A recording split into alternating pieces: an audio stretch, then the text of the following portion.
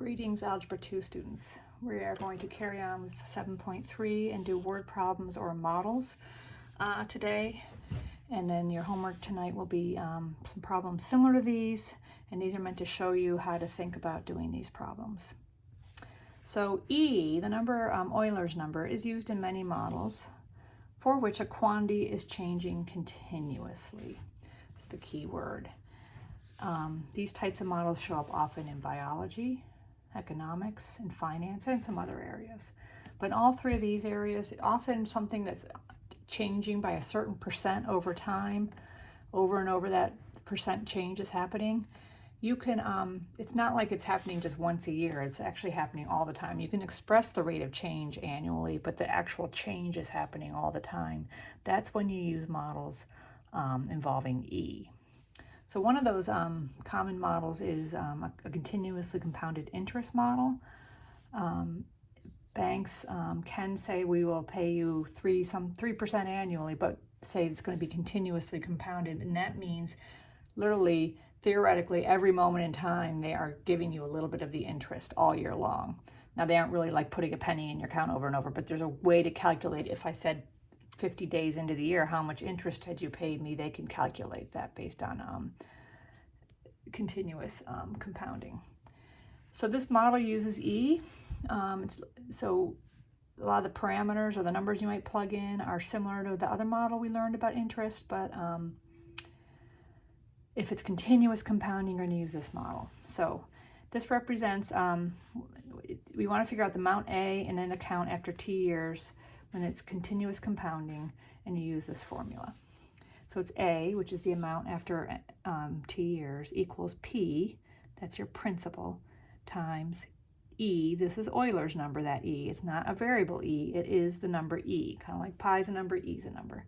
E to the RT, where P represents the principal, which is the amount you put in at the beginning of the time period you're going to calculate the interest over, and R represents the annual interest rate, and is always going to be expressed as a decimal. The models is expecting R to be a decimal.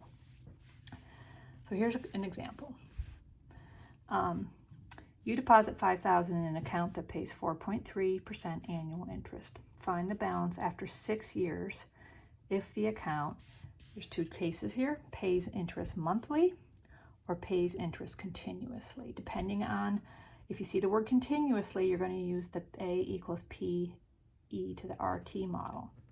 But if it says monthly or daily or quarterly, any discrete amount of time, not basically theoretically all the time they're giving you a little bit of interest, you're going to use the model we already learned, which is this one.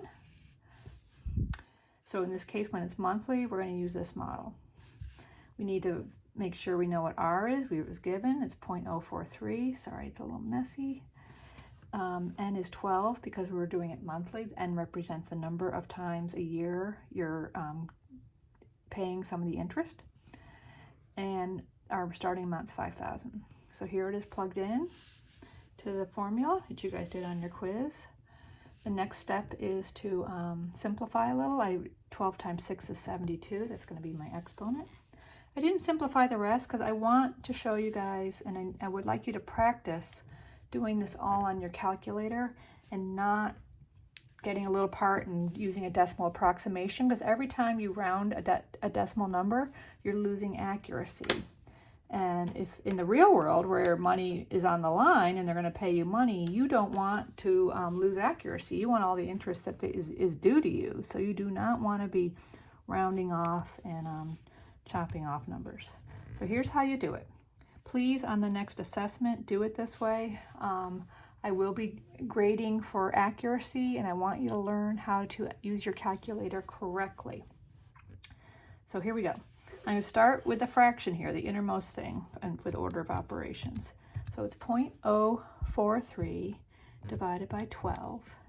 That gives me what this equals, and it's a decimal number. That probably 0.33 is going on forever. I'm not going to clear this and plug in 0.0035 or something, or 36. I'm going to use this number. I'm just going to add 1 to it, because that's what's next. Add 1. Now I have what this whole thing inside the parentheses equals. Then I'm going to raise it to the 72, so I'm going to use my caret button. and we're going to put in 72 and hit enter. And I get 1.2937 and so on, but I'm not going to clear it and use an approximation for that. I'm going to use exactly what's there by not clearing it and just multiply that times 5,000, because this 1.2937 and so on, that is everything here raised to the 72, except I haven't multiplied the 5,000 yet. And the 5,000 is not raised to the 72. So we're going to do that times 5,000, and we get 6468.71 and change. Now here I am going to round because it's my final answer, and we're talking about money, so we're going to round to 2 decimal places. So it's 6,468 and 71 cents. It makes sense it's more than 5,000 because your money is growing because they're paying you interest on your balance. So that interest gets paid into your account, and the balance keeps growing. And future interest gets paid on your ever-growing account. So it's one of the investment ideas in general that's good for you, is that you should leave your money alone and let it keep earning interest. Okay, now let's look at the continuous case. We're going to use this model because we're paying interest continuously. Our annual rate's going to still be 0.043. And the starting amount's 5,000, and it's over 6 years that we want to figure out how much money would be in the account after 6 years using this amount of interest being paid. So here's the formula. Again, I'm going to do this entirely on my calculator without clearing, with as much accuracy as possible. I want you to practice doing it this way. You could even see if you can get these numbers yourself doing it on your calculator. So here we go. The 5,000 is not raised to the power, only the e is. So we're going to go to the second function, to the e to the x key, which you guys were using for your graphing and things last time. And I'm going to put in 0.043 times 6 as my exponent. And I'm going to hit, you can hit the arrow to get down if you want, and then hit enter, or hit enter right away at that point. But if you need to type more, and you would need to arrow down. But anyway, you get 1.2943, da-da-da. I'm not going to write that down. You can write it down to keep track of it, but we're not going to clear our calculator. We're going to use that in its full decimal version and multiply it times 5,000, the number here. Because 1.29, that is what e to the 0.043 times 6 equals. And we get 6,471.69. So that's our answer. Notice that it's a little higher than the monthly, because when you're getting interest continuously, you're getting paid a little bit of money earlier than you are under monthly, and that money that you get paid the next time you get interest, that little bit of interest you already got is included on the balance that the new interest is paid on. So you're growing your money quicker. It's not a big difference because for 5,000, well, it's a lot of money. It's not a huge, it would be an even bigger difference if you'd said a lot more money in there. But over time, the money does grow, and it does make a difference. Okay, that's a money model. There's going to be some homeworks like that. The other question here, there's a few homeworks that are going to be like this, where they give you an equation and you have to do stuff with it. Some of them are very technical looking because they're from biology or other worlds. Just read the question very carefully. The underlying process is the same in all of these. You're going to have e to a power, and you might probably have to plug in very carefully. But let's read this one. It says nitrogen-13 is a radioactive isotope of nitrogen used in a physiological test called positron emission tomograph, shorthand PET. Okay, P-E-T. It's a PET scan. And I think what they do is they put it into your body and watch it. But it is radioactive, and it's losing. Radioactive means actually the weight goes down over time. So the number n of pictograms of nitrogen-13 after t minutes. Notice that the time is given in minutes here, not in years or days.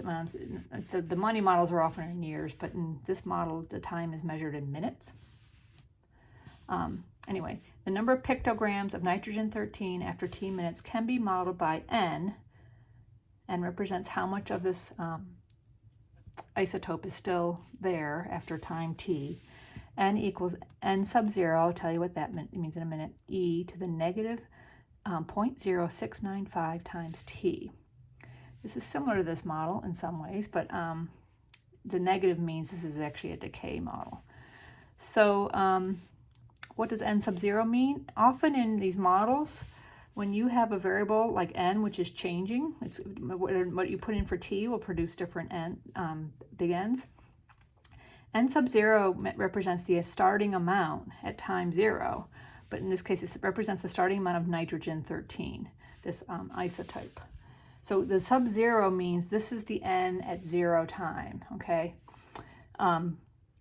So often in a model, I think at least one of your homeworks, they don't give you this number, but then under it, and they're going to tell you a value to use as your starting amount. And you can say, oh, that goes in that spot. I did make this note here, 1 pictogram, if you're curious, equals 10 to the negative 12 grams. What that means is it's like really, really light. And they have ways to measure this stuff in the science world. But a pictogram is like it's a minuscule fraction of a gram. But it's a weight. That's what that tells you too. And the word gram should tip you off that it's a weight. Okay, so it says, part A, a typical PET scan starts with 6.9 pictograms of nitrogen 13. Starts, that key word there is telling me that this is my N sub 0. All right. Write the model for a typical PET. This is a typical PET scan, which shows the amount N, or a PET, a positron emission tomograph, we're going to use shorthand of the PET, which shows the amount of N of nitrogen 13 after T minutes. So we're basically taking this model and saying, well, a typical scan has 6.9 pictograms to start the whole test, and we're going to plug that in. So N is still, that's your output variable, it could change, but now we know N sub 0, and that's going to be 6.9. I'm going to put that in where N sub 0 is, e to the negative 0.0695 t. So everything else here I've left alone, but we are just plugging in the 6.9 right there. So that answers that question. Now, use your model in part A to determine how many pictograms of nitrogen 13 remain after 10 minutes. So this model is telling you how much is there after T minutes. They just told us let's use 10 minutes. That's going to be our T. Okay, this is T. It's going to be T.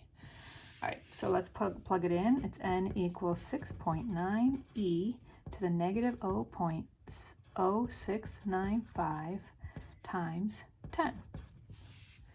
Now we're going to do that on our calculator, and just as before, I'm going to do this entirely on my calculator, and I want you to practice doing this. I'll clear that one. So we have e to something. We're going to go into our second function here to the e to the x key. There it is. You should have the e to something there. And our something is negative 0.0695. So we use this negative button here, not the minus sign. If you put the minus sign, it's going to be confused because that means subtract. This means that, a negative number. So negative 0.0, what are we doing? 695 times 10. Probably could have done that in our head. Hit enter. It's 0.49907. That makes sense that it's smaller than e because we're putting a negative exponent on it. And then we're going to take that amount. This amount is basically all of this. We're going to multiply that times 6.9. And you get 3.44. That's probably good enough rounding based for now. And we're going to say pictograms because that's our units. And that's it. All right. Thanks.